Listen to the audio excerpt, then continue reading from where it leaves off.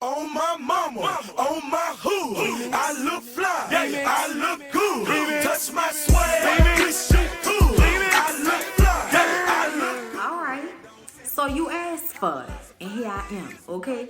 This is all I got to give because I'm tired as hell. I worked a double yesterday, and I did 2 parades today. I'm tired. But Real Housewives was, boom, very explosive, okay? And I feel the need to come to y'all tonight since somebody asked me.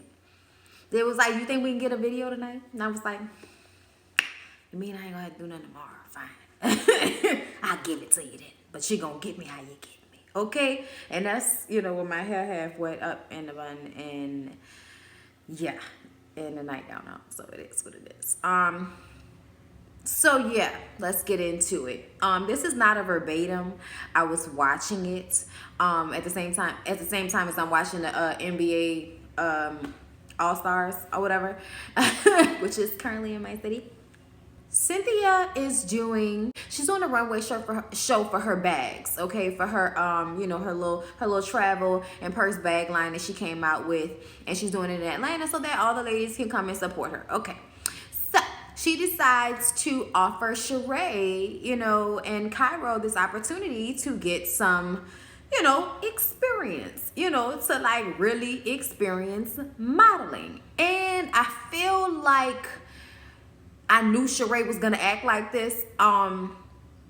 So she comes and they talk about it, and she asks if there's gonna be compensation. And she's like, no, honey, no. This is a learning experience. This is for him to get his feet wet.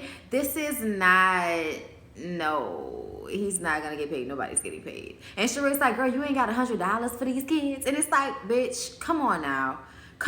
It's an opportunity. You have to, like Cynthia said, educate yourself about the business if you're going to be his momager, okay? And Cynthia basically says it is up to you, but it is also up to him. So go home, talk to him about it, and let me know. She was even trying to change the dates, and try to make sure that the fashion show was gonna be on a weekend so that he wouldn't miss school. And it's like, what the fuck are you talking about? No, that's not how this work, boo-boo. No, baby, that's not how this gonna go. No, that's not how they work. Then how they do, Phaedra let Porsha know in Porsha's beautiful new home, okay, that is way too big for just her. But girl, you better get a man and some kids in there right now before somebody sneak up in there with you. That's way too many entrances. Their house way too fucking big for you to be in there by yourself. That's all I'm saying. So Phaedra comes over and does the grand tour, and it's gorgeous, y'all. It's so nice. Oh my God. And Phaedra tells Porsha that her divorce is final because she went to the crazy, looking lawyer lady whose mouth barely moved. You know what I'm saying? It wasn't a tight tea Kandi thing, but it was like, I literally can't move my mouth while I'm talking to you. And then my voice is rather deep. I am kind of weird. It was kind of uncomfortable. So yeah. She basically told her that the divorce was final and that she talked to Apollo and he was not happy about it, but she was very surprised by that because she knows that Apollo has had a girlfriend for some time now. So Phaedra did know about the fiance that he been flaunting all over the place, taking hood, jail pictures with and putting them on social media. Like, get the fuck out of here with this stupid shit. That bitch just want to be seen, and guess what? Nobody fucking cares. I'm just saying, y'all, that shit annoys me when a nigga try to embarrass, even though I don't fuck with Phaedra like that right now. I still feel like Apollo handled her wrong all the time and has a tendency to not show any fucking respect. And we forget that because they've been broken up and she's been iced to him. But we forget how dirty he was doing Phaedra when she was actually giving a fuck about their relationship. He was real disrespectful. But anyway, y'all, do y'all remember that picking up fucking Kenya by that? Get the fuck out of here with that shit. Anyway, so she took them rings off immediately. And, it's time to get back on the pole. That's basically a pogo stick. Stop it, Phaedra. Stop it. But seriously, though, good. Good for you. Good for you. Kandi and Riley got into the studio, and Riley is working on a song, and Candy's been putting it on her Instagram all week, so I kind of heard it already. this song where she is really venting about the relationship with Block and how, you know, you say you're gonna come and then you never come, and just being disappointed and feeling, you know, that angst and anger towards somebody who's supposed to love you. And it's very sad that she even had to do that. I think the song is good. I think this is cool for Riley's first song. But yeah, I'm being sweet because she's a kid. I'm being sweet because she's a kid, but it's a good song. And there's a lot of good producing going on in there. But I don't know if I would say Riley's a singer. You know what I'm saying? Like, maybe it was just a therapeutic, you know, type of thing. Like, that's what you hope for. You know, you hope it was for therapy reasons and not because we about to get, you know, more hot music from Riley. You know, like, I don't know how I feel about that. They showed a flashback when she was a baby with the little fat cheeks. I was like, oh yeah, the little baby. Oh yeah, y'all, Riley used to be so cute. I mean, no, she's beautiful now. You know, she has really good, you know, bone structure. You know, she's beautiful. I'm just saying, back then she was just such a little cute goober, and she's just old now. You know, she's not cute anymore. She's a teenager, and teenagers are annoying. I'm just saying, they are. No, you're cute, but you're annoying. Kandi tells Karma and them at the candy factory about what happened with Porsha and how Porsha is putting it out there that she's a lesbian even though she's married with a kid. First of all, you know, we had an experience with Porsha, and like we were in a club dancing, and you know, because Todd was like, I was there, you know, so Kandi was in between Todd and Porsha turns around and tongue kiss Kandi and tells her she wants to eat her pussy until she comes. And Kandi is like, whoa, yeah. You know what I'm saying? And this is her story. Do I believe it? Yeah, I kind of do. I kind of do. Kandi isn't really known for lying. She isn't. And I feel like Porsha has been putting her foot in her mouth and lying about things constantly, even when they're on camera. She has lied about them. And saying you don't remember something does not mean that you're not lying about it. Like, I feel like you may not have known initially, but once you did remember, you kept lying about it. And then you tried to cover it up, and then you get angry and want to come at people and claim they provoking you. Like, I'm just saying, y'all, like, I'm not with this fuck shit with Porsha. You know what I'm saying, bro? I'm not. She really came so wrong to Kandi today. She was, you know, they finally sat down, you know, after everything's been talked about to other people.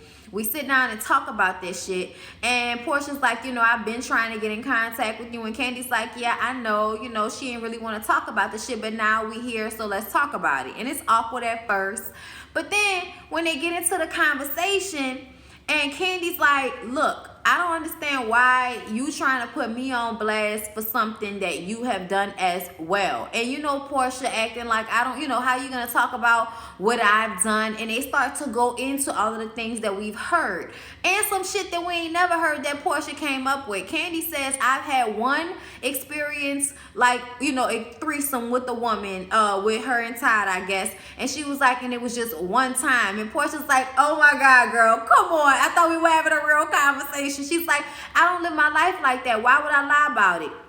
And y'all, this is when the shit makes sense to me of why I believe Kandi. Kandi is a freak. Kandi has always said she was a freak. She has a sex toy line, and she has a fucking show where they talk about sex on the internet. What are we talking about here?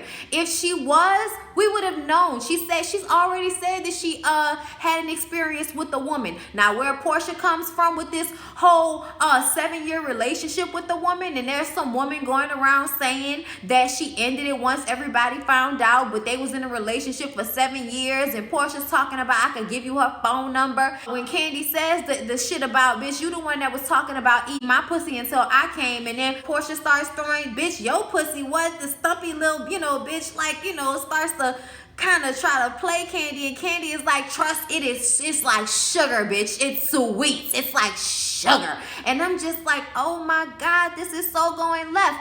Then Porsha starts to talk about the sex dungeon, and Kandi is like, bitch, if I had a sex dungeon, I'd say I had a fucking sex dungeon. That's cool. And I'm like, right? You own sex toys. I'm surprised you don't have a room in that big ass house full of all your sex toys, and that would be the sex dungeon. And would anybody be surprised or upset about this? She grown as fuck. Who the fuck cares? I don't understand why we are so invested in whether we are licking each other's pussies or other bitches' pussies or fucking them with our husbands. We should be minding our fucking business. And if this is being put out there, nobody should be that fucking upset about it. I feel like Kandi mad because you said I'm a lesbian. That's a fucking problem. I'm not a fucking lesbian. I have a husband. I just had a baby. I have another daughter living in the house with me. Do you really think people come into my house fucking all the time? And I got a teenager in the house with me and a toddler and sometimes another teenager in the house. Like, that don't even and Mama Joyce popping up at any given moment. I'm saying Kandi might have the opportunities where her and Todd can do free shit, but I don't feel like people are coming in and out of their house having orgies and shit.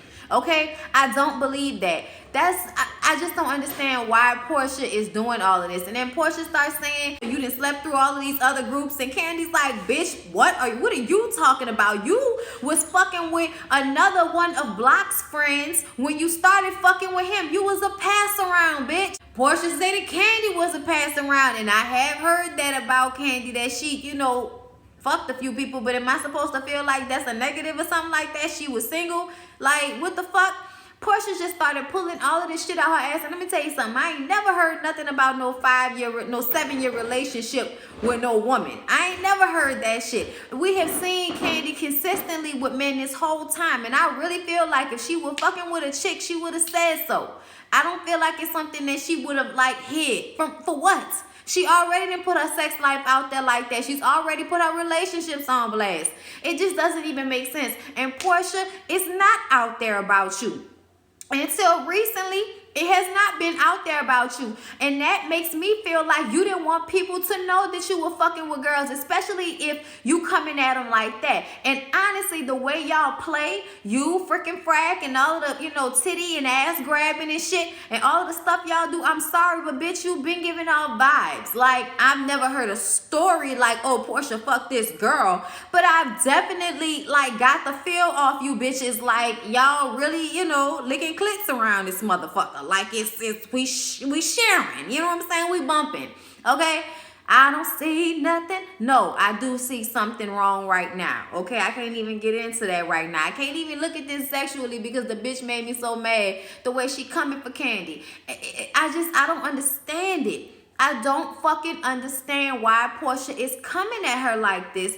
And I know there's some people that might feel like Kandi was overreacting or maybe underreacting, whatever. But I felt like Kandi handled it the best she could, because in any other circumstance, I would have tried to pull that bitch wig off the way she was sitting up there lying and just bringing shit up. And Kandi was like, bitch, you just like pulling shit out of your ass. You're lying. It was like ridiculous, y'all. And the fact that she has a history of lying just makes it even more, like I told y'all, I didn't fuck with Porsha with this stupid, I'm a ditzy bitch shit that she does. No, I don't believe it. I'm not here for it. I'm not motherfucking falling for it. That's not what we about to do. No.